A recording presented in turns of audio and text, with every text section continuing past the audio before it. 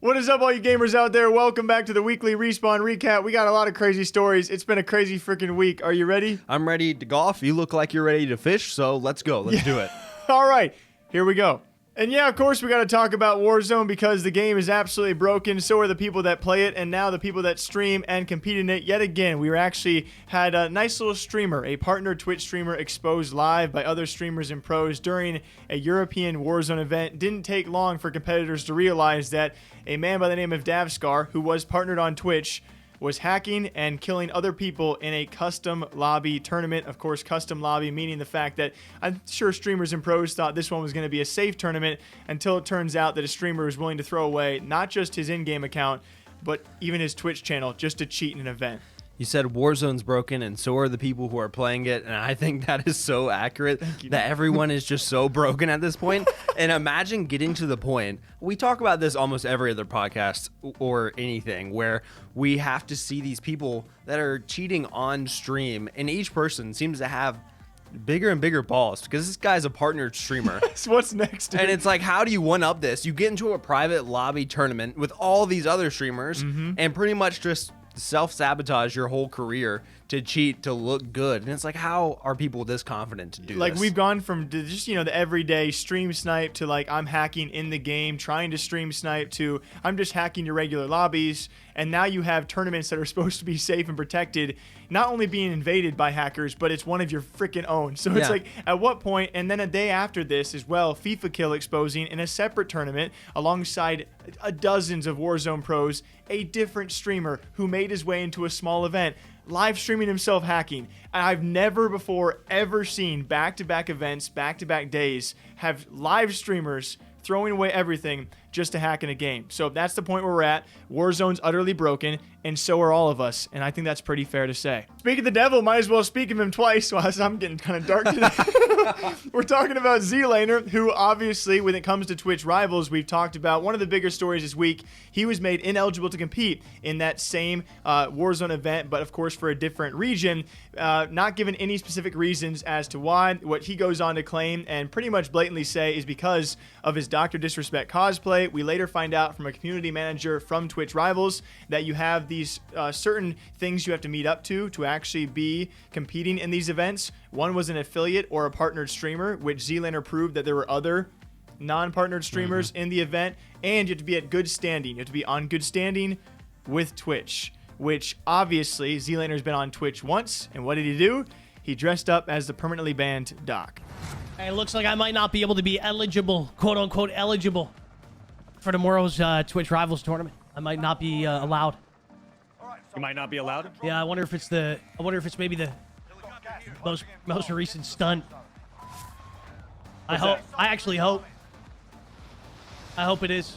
That's the most gray area statement you can make. Welcome to Twitch. You have to be in good standing. And people are like, yes, Twitch, what is good standing? What does that mean exactly? And they're like, well, whatever. Are you licking your microphone? Because then yeah, it's up to us. Do we like you? Yes or no? And so that makes it so subjective, which they have every right to be. They're their own business, but it gets tricky when there's streamers involved and they're trying to make a living. And it's like, if you're in good standing with us. And so I think Zlaner faced the consequences of poking a little fun at them. Yeah, and Zlaner also knowing full well this could have been one of the punishments. I think he just wanted the official clarification, like, if you're not going to allow me to compete, give me the reason. It got more complicated because everyone thought it was pretty obvious. It was for the Doc cosplay. He got 30, 40,000 viewers doing that, and now all of a sudden we find out a day after that same community manager said that he never should have been ineligible in the first place, and he tried to find out why he was, and he doesn't know yet. So it's the same Twitch stuff that everyone is used to, where they're going to be gray about it. We're never going to know the full-on truth, but we can heavily speculate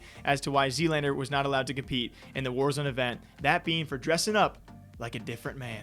The latest to speak up for the Save the Kids scam, and one of the former FaZe members currently suspended, is someone like FaZe Teeqo, has issued a statement on Twitter which he labeled as goodbye, went on to detail why he'll be taking a step back from the space, does not know for how long or if he will return, begging so many responses and questions out there about what is ongoing. He did actually promise a future video this week. At the point of us recording, that video has not been put out there. But Teeqo, will he be let back into FaZe Clan? It seems that the public, the majority response out there says because of his general innocence in the Save the Kids scam compared to everyone else thinks he should be. But as of right now, it seems he'll be taking a break from everything. It seemed like you got a little bit choked up there. Yeah, I'm sorry. And I know it's understandable. We get it because honestly, I do feel bad for Teeqo in this situation. Because we know with situations like this that blow up, everyone involved is getting tons of backlash. Yeah. And sure, maybe some people, quote unquote, deserve it. Not coming from me, but community backlash is going to happen when you get involved in scams like this. And someone like Teeqo, who seems to have gotten dragged into it by some misfortune or being involved in some way that he wasn't really trying to take advantage of people. And he said he lost money too. And he got a ton of backlash probably. And that's got to be so taxing. So I think I understand that move to, hey, I'm going to step away for a little while. I mean, you can imagine the hate that someone like Kay or Rice Gum, especially after they spoke up about this, how much they've gotten. But this is one of the probably most covered scandals in a long time on the internet. So anyone involved, like you said, if you were a face involved, which Teeqo unfortunately was, you got to imagine he just day in, day out, whenever people see him. And people outside of gaming are probably just going to see him and think, "Oh my God, you're a scammer." Despite what we seem to know right now is compared to others, he certainly had more of an innocent card as well. So we'll see what his update is. But it seems for now, FaZe Teeqo, still suspended, has said goodbye for the time being. A big old CSGO event happened this past week. We do still love to cover some esports news out there. Love to cover Counter-Strike as well, especially when a legend like Simple, not only at the same event, ESL Cologne, widely known as one of the best every single year, but now finally back on LAN. A resurgence for CSGO, hopefully persistent in the future. He also had a message for haters after Na'Vi took the overall title, and he broke a record there at the event, that being the most individual aces ever at a major CSGO event, breaking the record with 4, the 4th one being against G2. Simple to break the record. No one has found 4 aces at a tournament like this, and here it comes, a record breaker from Simple. He takes all 5. There's only so many words I can use. And of course, he wraps up the event with some champagne and a message to all the haters out there, which was, I think, for any diehard CSGO fan, just a beautiful sight to see. Now, as I think everyone probably knows by this point, I am not a diehard CSGO fan. I didn't grow up watching it. Mr. Jake Lucky, of course, was.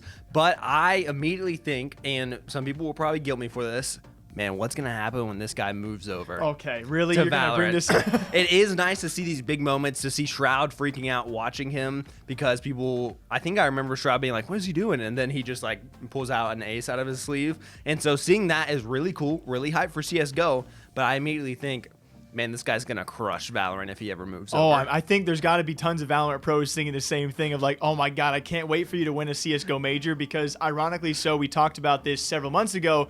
Simple is very clearly a CSGO long-term pro.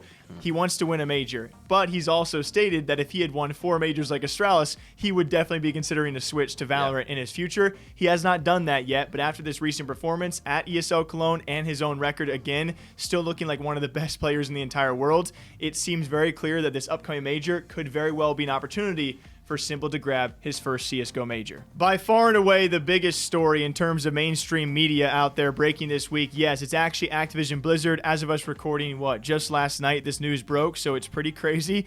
And yes, Activision Blizzard now being sued, a part of a 2-year investigation into several figures and personnel inside the company of mistreatment, sexual harassment, misconduct, apparently pretty heavy pay disparity between men and women at the company.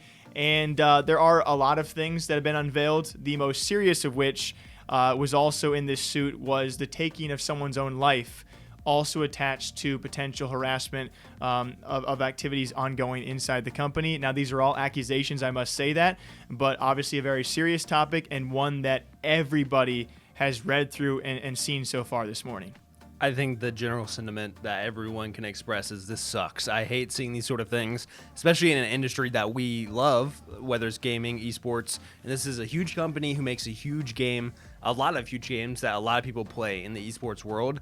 And so to see that this is what's going on in the background, we had a similar situation, obviously, with Riot, where serious stuff is happening. And it's like, man, we want to support these games and esports, but when this company has this potentially going on in the background, it makes it a hard pill to swallow. I would say a hard thing to read, that man, people that were working on these games were facing these sort of conditions. Yeah, and you know, they even have something detailed in there, not too specific, called a cube crawl. So apparently some female employees were subjected to doing obstacle courses through cubicles, whilst also what they didn't detail either, engaging in inappropriate behavior. What were the male coworkers with these females? So it's just a bunch of things that it just seems like the accusations paint a very poor picture for a work environment, especially for the women there. We'll wait for more, of course, additions to this story. As of right now, it seems Activision and their Blizzard response have been that these have been distorted and that many of them are completely false. That was kind of the summary, and they